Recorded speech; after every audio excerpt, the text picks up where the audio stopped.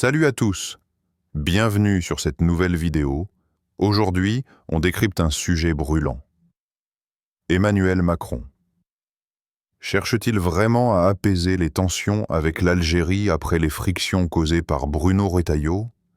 Réconciliation sincère ou simple stratégie diplomatique? On analyse tout ça ensemble. Les relations entre la France et l'Algérie ont connu des mois tumultueux, marqués par des désaccords profonds et des déclarations incendiaires. Jusqu'à récemment, Bruno Retailleau, ex-ministre de l'Intérieur, était au cœur de cette tempête diplomatique. Sa rhétorique musclée, centrée sur la question de l'immigration algérienne, a exacerbé les tensions. Retailleau a souvent pointé du doigt les Algériens en situation irrégulière, proposant des mesures strictes pour les reconduites à la frontière. Cette approche, jugée populiste par certains, semblait taillée pour séduire un électorat français conservateur. Mais elle a profondément irrité Alger. Les relations bilatérales, déjà fragiles, ont atteint un point critique, rendant tout dialogue constructif difficile. Mais un changement majeur s'est produit en octobre 2025 avec le remplacement de Retailleau par Laurent Nunez à la tête du ministère de l'Intérieur. Ce remaniement n'est pas anodin. Il intervient dans un contexte où la France semble vouloir calmer le jeu. Nunez, perçu comme un technocrate modéré, adopte un ton bien plus conciliant. Loin des termes polémiques comme « submersion migratoire », utilisés par son prédécesseur, il insiste sur des valeurs républicaines et une approche mesurée de la question migratoire. Ce virage rhétorique pourrait-il ouvrir la voie à une détente avec l'Algérie? Rien n'est moins sûr, car le dossier reste explosif, notamment à cause des pressions internes en France. Un geste symbolique fort a également marqué cette nouvelle dynamique. Le 17 octobre 2025, à l'occasion du 64e anniversaire du massacre du 17 octobre 1960 et une tragédie où des manifestants algériens ont été violemment réprimés à Paris, Emmanuel Macron a dépêché l'ambassadeur de France en Algérie, Stéphane Romaté, pour participer aux commémorations. Ce geste, rare et chargé de sens, intervient après des mois de silence diplomatique. Il contraste avec l'échec d'une tentative de rapprochement en avril 2025, lorsque le ministre des Affaires étrangères, Jean-Noël Barrot, s'était rendu à Alger sans succès notable. À l'époque, les espoirs d'un réchauffement des relations s'étaient vite éteints, et Macron avait même durci sa position en août 2025, optant pour une ligne plus ferme sur l'immigration. Pourtant, ce n'est pas la première fois que la France et l'Algérie tentent de surmonter leurs différends. Les relations entre les deux pays sont marquées par une histoire complexe, où les blessures du passé, comme les massacres de 1960 et continuent d'influencer le présent. Le geste de Macron pourrait-il être un pas vers une réconciliation durable? Ou s'agit-il d'une manœuvre calculée pour redorer l'image de la France à l'international, tout en apaisant les tensions avant des échéances politiques? Les avis divergents, et la réponse dépendra des actions concrètes qui suivront. En France, le contexte politique complique cette tentative de réconciliation. L'extrême droite, emmenée par Jordan Bardella et le Rassemblement national, ne cache pas son hostilité. Bardella a vivement critiqué la participation de l'ambassadeur français aux commémorations, y voyant une humiliation pour la France.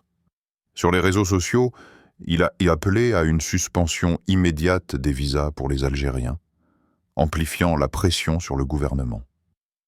Par ailleurs, un rapport parlementaire publié le 15 octobre 2025, rédigé par des députés macronistes, estime que la prise en charge des immigrés algériens coûte à la France environ 2 milliards d'euros par an, en partie à cause de l'accord de 1968. Ce document, salué par l'extrême droite, a relancé le débat sur l'immigration et alimenté les discours anti-algériens. Du côté algérien, la prudence reste de mise. Si Alger semble ouvert à une nouvelle dynamique, des dossiers sensibles, comme l'affaire de l'écrivain franco-algérien Boualem Sansal, condamné à 5 ans de prison, pourraient freiner le processus. L'Algérie surveille attentivement les gestes de la France, exigeant des actes concrets pour restaurer la confiance. La nomination de Nunez et le geste du 17 octobre sont-ils suffisants pour tourner la page? Les prochaines semaines seront décisives pour déterminer si cette nouvelle approche mènera à une véritable réconciliation ou si les tensions resurgiront. 1. L'Algérie vise une économie sans cash d'ici 2028. L'Algérie ambitionne de transformer son économie en éliminant progressivement les transactions en espèces d'ici 2028. Selon Salah Eddine Taleb, gouverneur de la Banque d'Algérie, cette stratégie s'inscrit dans une volonté de moderniser le système bancaire et de renforcer la transparence financière.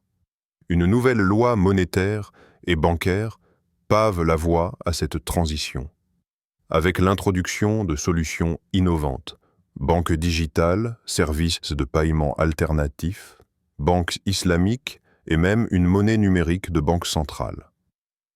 Ces mesures visent à bancariser les transactions et à aligner l'Algérie sur les normes financières internationales. Cette réforme s'accompagne d'un contexte économique favorable. Malgré les incertitudes mondiales, l'Algérie affiche une croissance soutenue, notamment dans les secteurs or hydrocarbures, une inflation en recul et une stabilité bancaire remarquable. Taleb a également souligné les efforts pour sortir de la liste grise du GAFI, avec des progrès reconnus à l'international. Ces avancées renforcent la résilience économique du pays et sa capacité à moderniser son système financier tout en protégeant ses déposants. Cette transition vers une économie sans numéraire pourrait transformer les habitudes des Algériens, mais elle soulève aussi des questions sur l'accessibilité et l'inclusion numérique. Qu'en pensez-vous? Partagez vos idées en commentaire. 2. L'Algérie, un acteur clé dans le Pacte pour la Méditerranée. L'Union européenne a lancé le Pacte pour la Méditerranée, une initiative visant à renforcer les liens avec les pays du Sud, dont l'Algérie. Ce projet intervient dans un contexte géopolitique complexe, où l'Union européenne cherche à consolider ses partenariats face aux crises mondiales. L'Algérie, grâce à son rôle stratégique dans la sécurité énergétique, se positionne comme un partenaire incontournable. Les secteurs des énergies renouvelables, de l'hydrogène vert et des infrastructures durables offrent des opportunités de coopération prometteuses. Cependant, les relations avec l'Union européenne ne sont pas sans obstacles. Les tensions diplomatiques, notamment avec la France, et les divergences avec certains pays européens compliquent l'engagement de l'Algérie.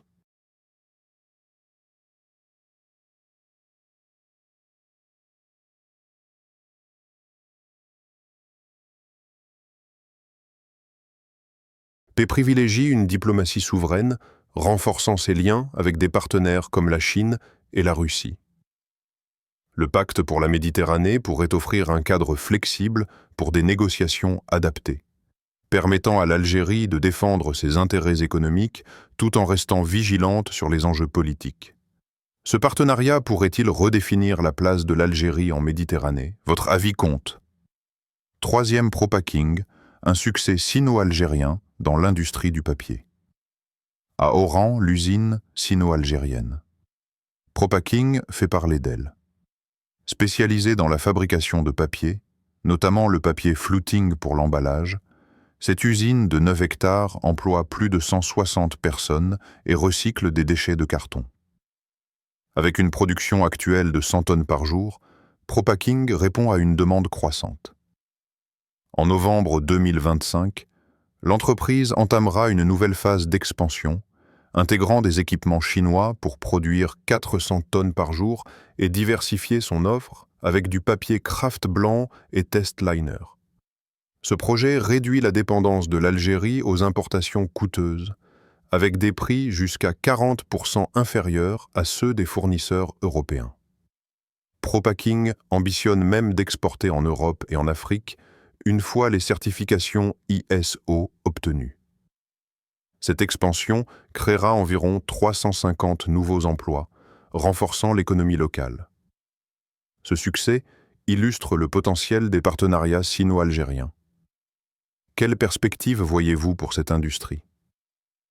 Quatrième. La 5G, un tournant pour l'Algérie.